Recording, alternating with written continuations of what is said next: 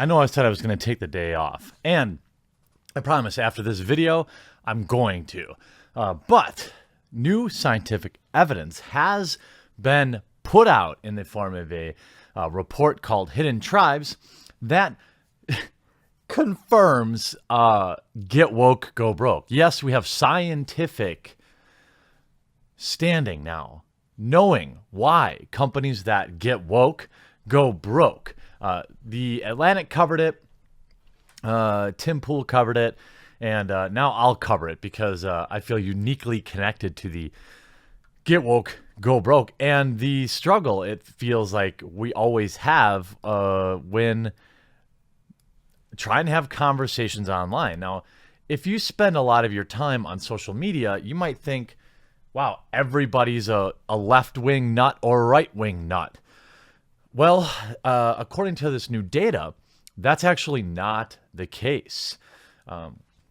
Talks here on social media, the country seems divided into two camps, the woke and the broke. Well, actually, not technically, the woke and the normies. But according to this report, reality is nothing like this. Scholars Stephen Hawkins, Daniel Yudkin, Miriam Juan Torres, and Tim Dixon argue in a report published Wednesday, most Americans don't fit into either one of these camps. They also share more common ground than the daily fights on social media might suggest, including a general aversion to PC culture. The study was written by More in Common, an organization founded in memory of Joe Cox, the British MP who was murdered in the run-up to the Brexit referendum, and is based on a nationally representative poll with 8,000 respondents, 31-hour interviews, 6 focus groups, and ran from December 2017 to September 2018. So I would say solid data, but you have some interesting points here. 25% of Americans are traditional or devoted conservatives. Their views are far outside the American mainstream. Some 8% are progressive activists. Think about that. Progressives are a tiny percentage of the U.S. population, and companies targeting what appears to be 10% of the population in any way, when that in any way turns off the other 90% of consumers, that is the literal definition of getting woke, going broke. And their views are even less typical.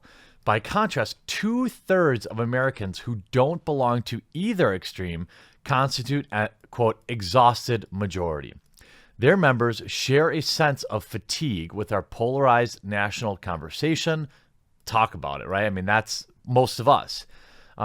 A willingness to be flexible in their political viewpoints, and a lack of a voice in the national conversation. So what they're saying here is just like with the last presidential election,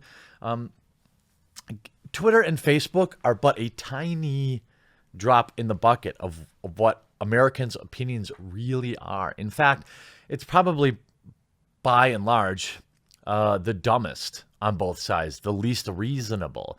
And that's if you're, just in general, having a character limit and having the internet reward hyperbole and ludicrous statements, clickbait. The real world isn't clickbait. It's just normies going to the bar, watching the baseball game, #GoBrewers, things like that.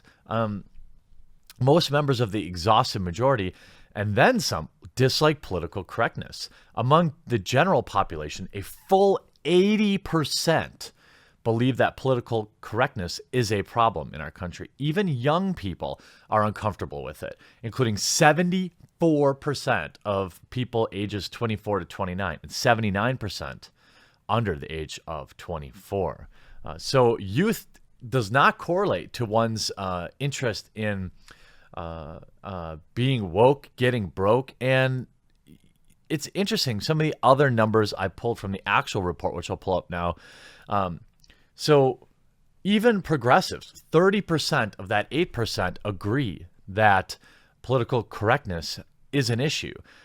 And conservatives, while only 25%, what this report finds is that people who are non-political, apolitical, most often share their values, draw their values similarly to those who define themselves as conservative. So if you're taking the card-carrying conservatives plus the normies who are likely to agree with them, that means 80% of Americans are sick of all this crap. You know, they don't care about BuzzFeed and all these other absurd websites that exist solely to enrage people, to get people to argue, to not bother furthering the conversation in any real way, just, I don't know, progressing their own ideology. But it's good to know. I thought here on a Friday, you know, if you know anyone who feels like they're alone, feels like, wow, everybody's crazy, now we actually have a good report, data that suggests, no, if you feel that way, you're not in the minority. You're in the majority, significantly so. And this report has all sorts of interesting data built in. And you can read this whole thing online. But when we look at the hidden tribes, here we have progressive activists, 8%, traditional libs, 11%, passive libs, 15%, politically disengaged being 26%, moderates 15%, tradcons 19%, and devote conservatives 6%. So you can see that basically the extremes of both sides are the smallest percentage, as it should be. And you look at basically passive or moderates, and then the politically disengaged, you're talking about 56% of Americans find themselves in the middle. Now, I'd like to extend that number. Now, they're calling the exhaustive majority everything from traditional liberals to moderates, which, okay. But some of this other data, they say that progressive activists tend to be younger, highly engaged. That means they're on Twitter all day long, on Facebook all the time, secular, cosmopolitan, and angry. Now let's look at the other wing. Devoted conservatives, white, retired, highly engaged, uncompromising, patriotic. So just different words to kind of say the same thing. And it's interesting when you see everything broken out here. You can see some charts of how people feel about certain things based on their core demographic or the group that they might be in. You can see how they feel about DACA, about feminism, about Trump. You can look at how they feel, right? Progressive activists, 99%. Slightly, somewhat, or strongly disapprove, right? Very liberals, strongly disapprove. Strong Democrat, highly disapproved, right? And you can see, according to this survey, 57% of people slightly or have some negative feelings about the president. It's about, it's about representative of maybe where the country's at right now in terms of approval ratings. But then you can see the same extremes, right? Devote conservatives, strong Republicans, and very conservative, all very strong. But here's the interesting thing. When you're progressive, you think men and women, only 15% of progressives think men and women have different roles. I mean, this is just a fascinating. 94% of progressives think that government should take more responsibility to ensure everyone is provided for. Communists. I mean, it's exactly what you would think, but it's really interesting. The exhaustive majority is less politically active and partisan than the wing segments, which we knew this, right? But the idea that the progressive activists is such a small percentage, and they're exactly who you would think. They're rich and they're white. That's who these people are, for the most part. The desire to compromise split by wings and exhausted majority. So you can see both wings. So dark people, I agree with, politically need to stick to their beliefs and fight.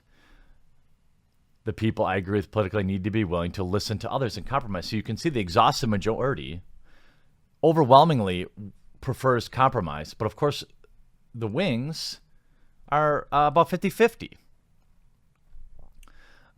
Interesting stuff. And I'm not going to go through every little thing here. You can find this report online. But in general, this should help sanity, help you sleep at night, knowing that you're probably not crazy. And it may seem like at times, if you're reading the Twitter or Facebook, you spend too much time on social media, it probably feels like, holy crap, everyone's insane. But when you take a step back, that's what I talk about a lot, just taking a break, get out there and talk to people. Like I go to my local pub, okay? I live in a small town in Wisconsin, and in that one bar, it's often to have one or two gay couples, including one interracial gay couple whom I love, very, very friendly with me. We hang out whenever I'm down there, and I always enjoy those guys. But and then you've got old traditional conservative people, you've got young liberals, and everyone's at the bar just chilling, listening to music, having fun. And that's why I enjoy like the small town dive bar so much more than big city, type metropolitan bars or clubs, because those aren't like real representative of what people are like.